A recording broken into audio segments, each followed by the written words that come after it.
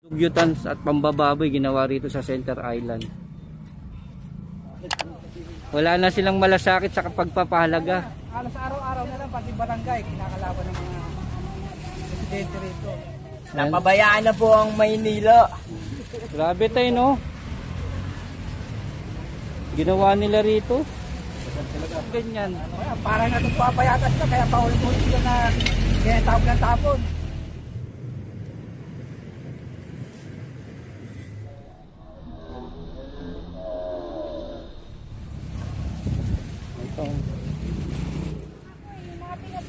May basurahan naman na lagayan eh. Dapat ba na lang nila ilagay, hindi yung hinalo pa rin.